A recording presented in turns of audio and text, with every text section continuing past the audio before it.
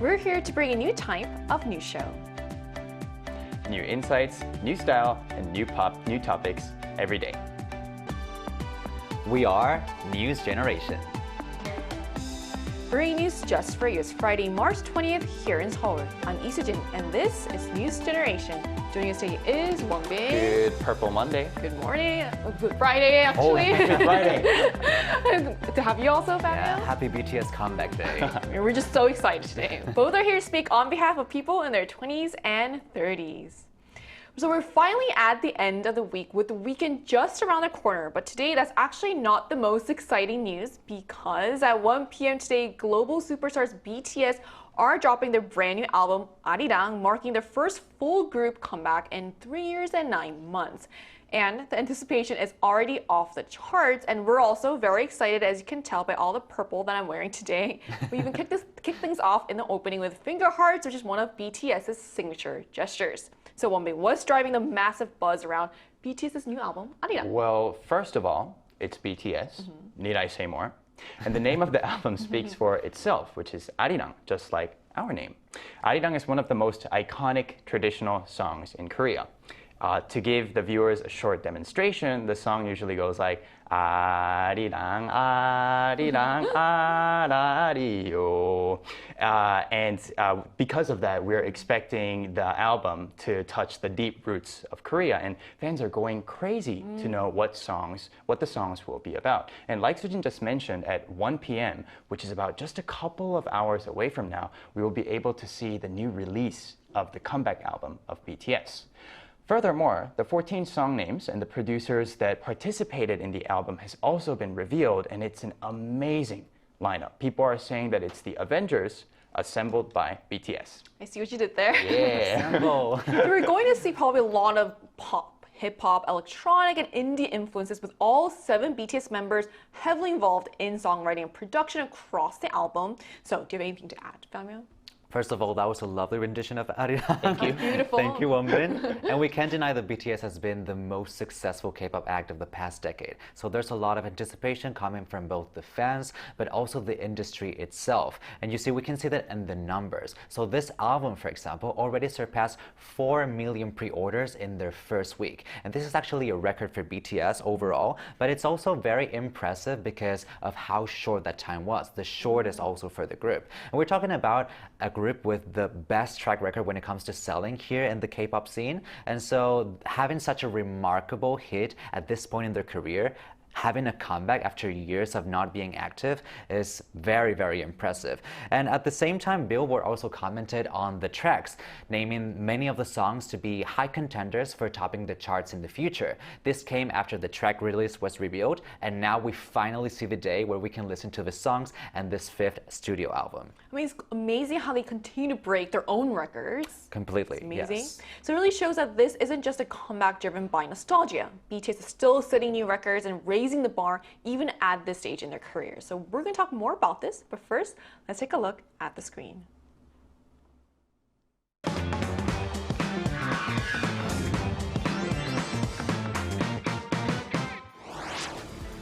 South Korea's global sensation BTS is making a long-awaited return after nearly 4 years with their new album Arirang, and the anticipation is reaching unprecedented heights. Their highly anticipated comeback concert is also just around the corner, drawing attention from fans across the globe. Today on News Generation, we take a closer look at the significance of the Arirang comeback concert, the deeper meaning behind choosing Gwanghwamun Square as the venue, and what lies ahead as BTS prepares to reconnect with fans worldwide through their upcoming global tour. Just as we saw in the video, the excitement is already building both on the ground and online, and that energy is set to peak tomorrow evening. So, Wonbin, what makes tomorrow's BTS's Gwanghwamun comeback concert so significant? Right. Well, so tomorrow at 8 p.m., BTS will do their comeback concert at Gwanghwamun, which is a historical landmark in the north area of Seoul. It's quite unique because they're doing the concert in the middle of a city, not in a stadium, which is definitely not common in Korea. It's being seen as a signal of a new start for BTS. And if we consider the location and the significance of this comeback, it will be a great show that connects Korea's traditional history and the modern K-pop, pushing Hallyu further and beyond.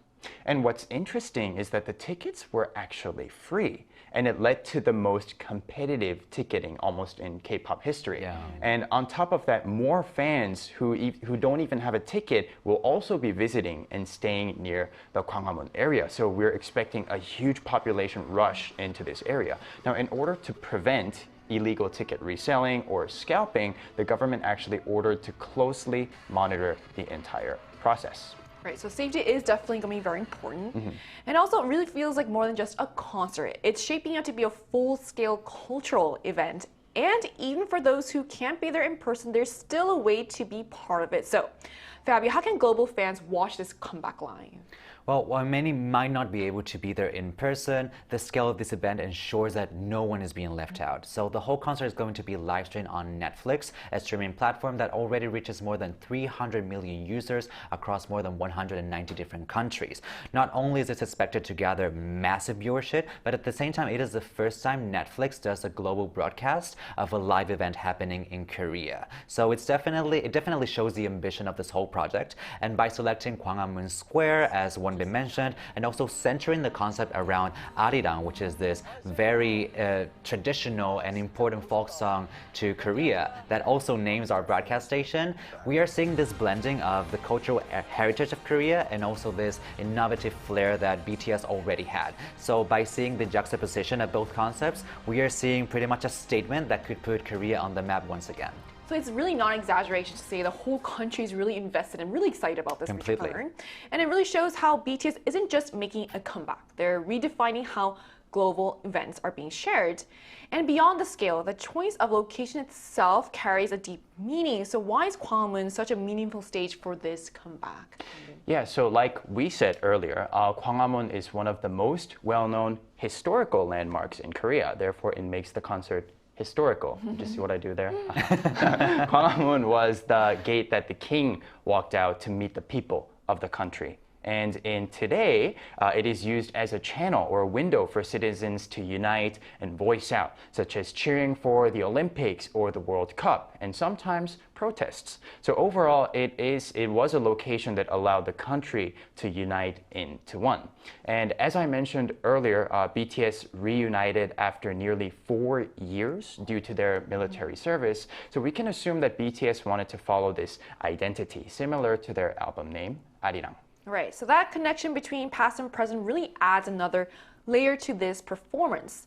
And that symbolism doesn't just resonate locally, it extends to global fans as well. So what does this particular stage mean for international fans?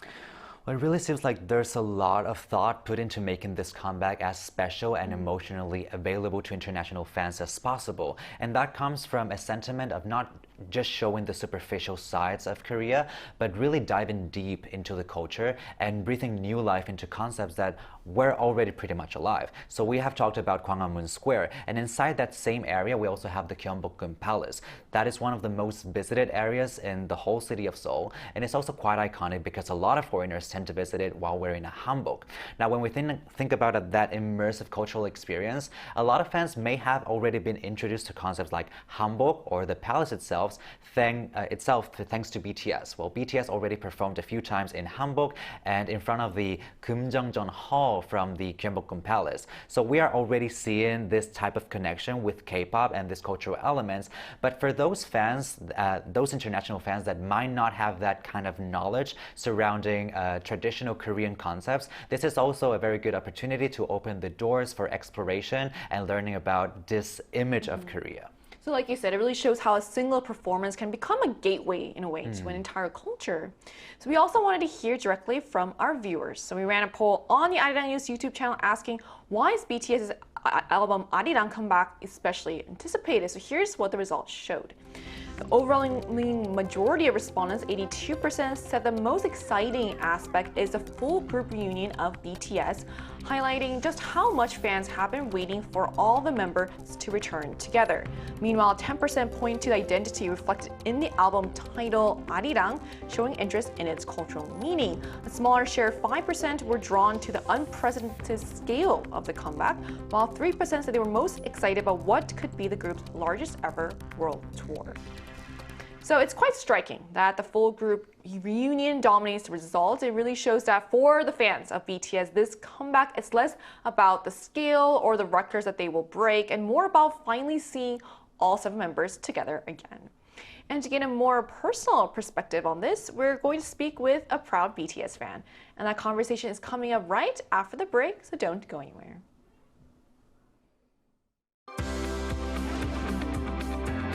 NewsGen wants to hear from you. Go to YouTube and search out channel Arirang News. Click Posts and cast your vote in the poll. Make a new type of news with us. Joining us today is Kayla, a fan of BTS from India. So hello, thank you so much for connecting with us today. Hi, thank you so much for having me. Thank you for coming on. So Kayla, what makes this BTS comeback especially exciting for you as a longtime fan? I think this comeback is very special and it is like really exciting for fans because BTS is returning after almost 4 years. I think the last time we saw them together perform was in 2022 in Busan, and after that they enlisted in military service. So it was like a 4 years of waiting to see them together, and this wait felt like forever.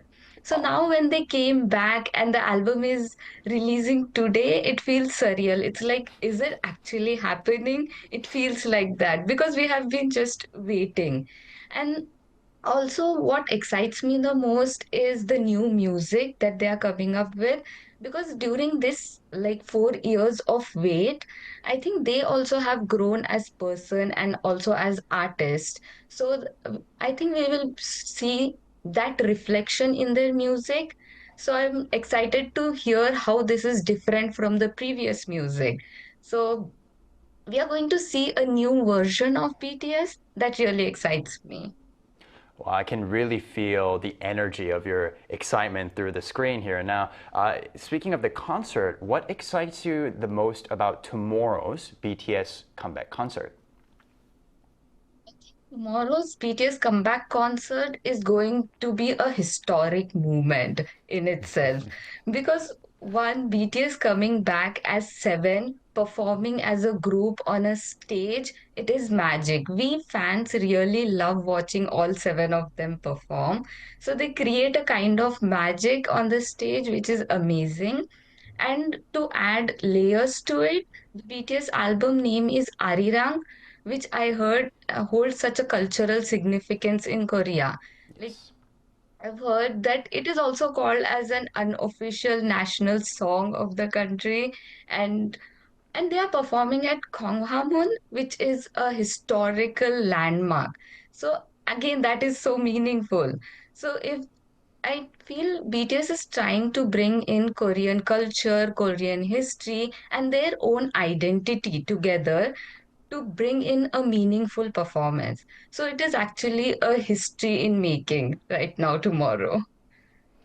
I'm sure it really feels like a dream you don't really want to wake up from. So my question is, what are your hopes for the future activities of BTS? And also, do you have a bias, a favorite member? Uh, like, it is OT7, which is one true to 7, one who likes all 7. Yeah, so for most of armies, being OT7 comes first, and then the second priority is bias. So yeah, I do have a bias, but first OT7, and then my bias is Jimin. So yeah.